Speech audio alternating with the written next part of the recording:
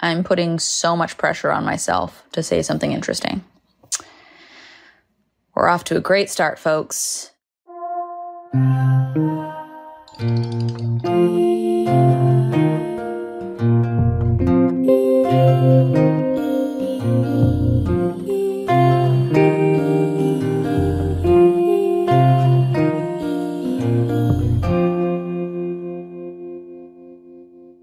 The last time I remember feeling this much pressure was when I'm Glad My Mom Died came out.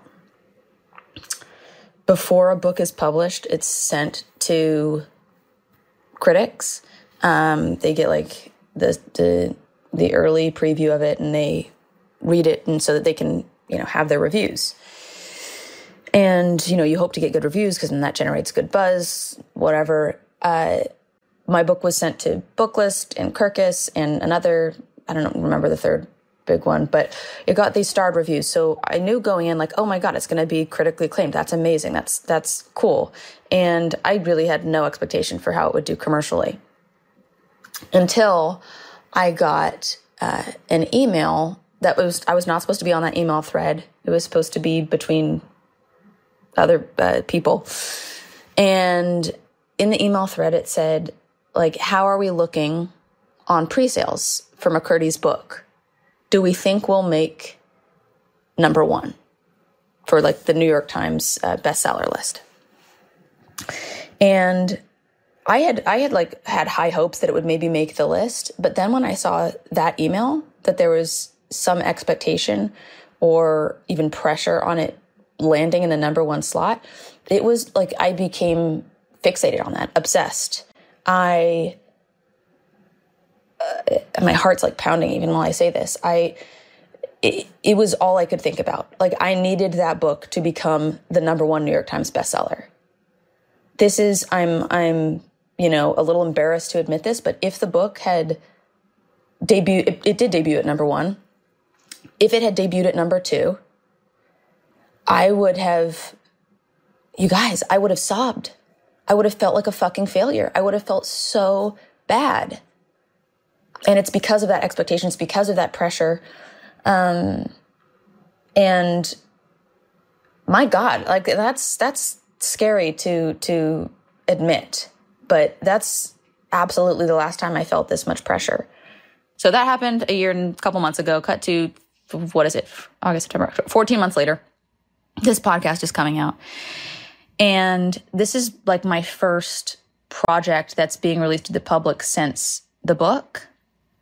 And so, as you might be able to imagine, coming off of that success, I'm putting that much pressure on myself for this to be as successful.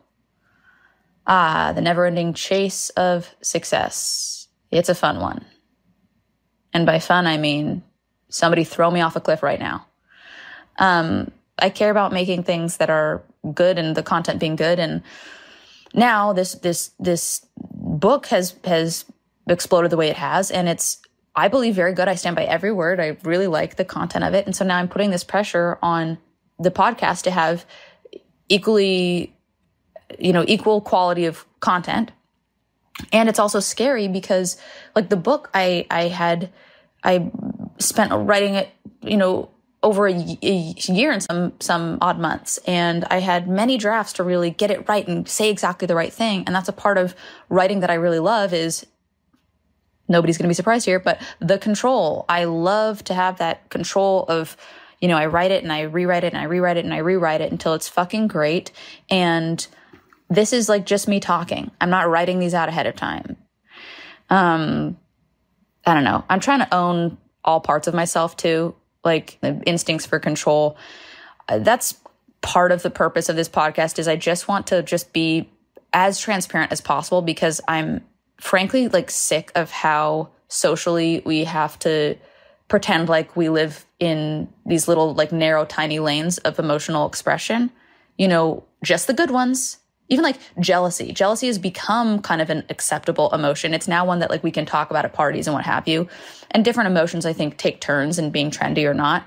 But like being controlling, not hearing anybody waving those flags, not hearing anybody quick to own those. and I want to so I can win.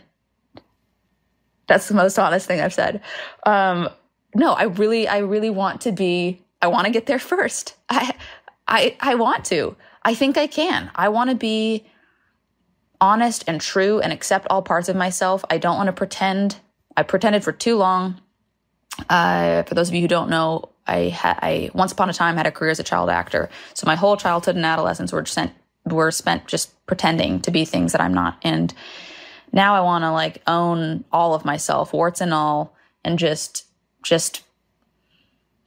try my best to accept it on any given day. And some days it's a lot harder than others, candidly. You know, some days it's just like, fuck, I'm disappointed in myself. I'm disappointed with how small I can be in moments and how petty I can be in moments. And I wish I was bigger and grown and evolved past all of that. But like, it's just, those are all different shades of me. And I'm trying to accept all of those shades and, I was going to say love all of those shades, but that feels like a reach. You know what? Let's just take it one step at a time. Accept. I'm just trying to accept those parts of me.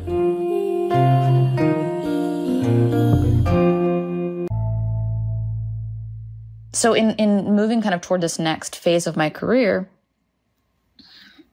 I am met with this new reality or new, how do I say this? Like having to reframe a narrative. So an old narrative that I used to have was I'm an underdog.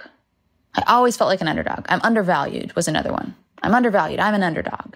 This was one of my really key driving narratives. And let me tell you, feeling like an underdog drove me to work my fucking ass off. I just, had something to prove, had that chip on my shoulder. I'm an underdog. I'm undervalued. It informed every decision I knew I was making, and even ones I didn't realize I was making. Like this just was part of my chemical makeup. It was in everything that I did. And now I don't have that narrative to lean on. Now I can't say, oh, I'm an underdog or I'm undervalued. Coming off of all of this success, it's like, okay, I'm met with the need to reframe a narrative, and in reframing that narrative, find a new driving force. Because it's a little outdated and expired if I'm using that narrative to still drive me. So what narrative have I replaced it with? I think I need to do it again. Okay. Had that kind of success once. Check. Thank you very much. Now I want it again. I want to prove to myself that I can do it again. And see, what's interesting in that to me is that I found a way to make it about needing to prove myself again. It's so obvious to me that that's like the leading unhealthy driving force in my life is this desperate need to fucking prove myself. Frankly, I'm exhausted by it. Like, I am tired of it.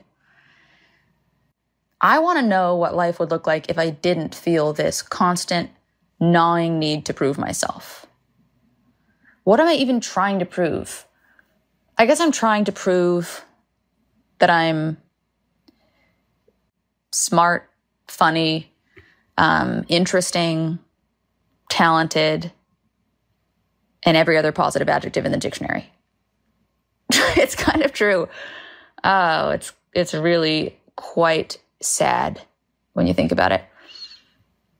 Like, there's always like the things that it goes back to in therapy too, right? Where it's like, I'm trying to prove that I'm enough or that I'm worthy.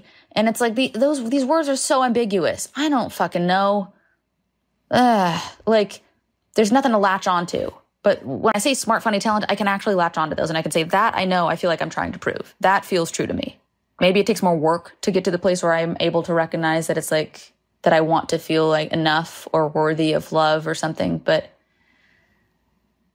honestly, there's a part of me too that even like if I see somebody who I assume feels like they are enough or worthy of love, I feel angry. I feel pissed off. I feel irritated at them. I feel like they're so fucking annoying. Like, I have this like hobby of late night watch. It's like the thing that I watch before I fall asleep.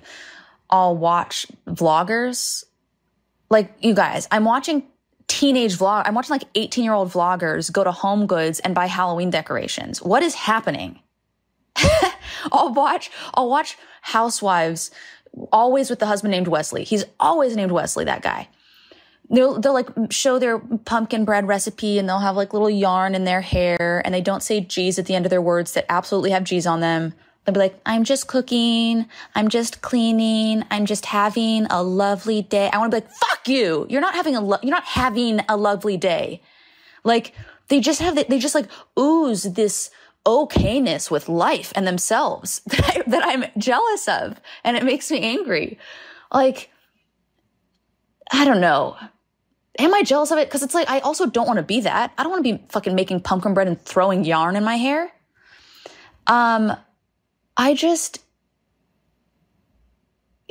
It's like, I like a lot of parts of me, I guess, is what I'm trying to say. I enjoy hanging out in my company. I enjoy myself. I enjoy being who I am. And my God, have I worked hard to get here. So there's aspects of myself that I really appreciate. But the thing that I would like to change is that being motivated by not being, enough or feeling worthy of love without, I guess, being talented.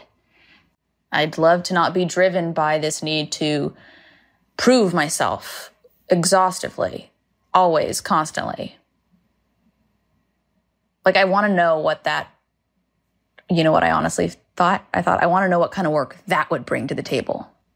How would my work look then? Oh boy. So anyway, that's what I'm thinking about. How's your Tuesday?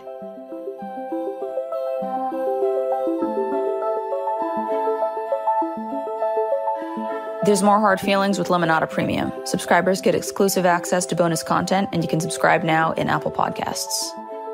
I'm Jennette McCurdy, the creator, executive producer, and host of Hard Feelings. It's produced by Lemonada Media in coordination with Happy Rage Productions. Our production team is Keegan Zema, Aria Bracci, and Brian Castillo. Music is by Hannes Brown. Steve Nelson is Lemonada's Vice President of Weekly Content. Rachel Neal is Lemonada's Senior Director of New Content. Executive producers are Stephanie Whittles-Wax, Jessica Cordova-Kramer, and me. Listen ad-free on Amazon Music with your Prime membership.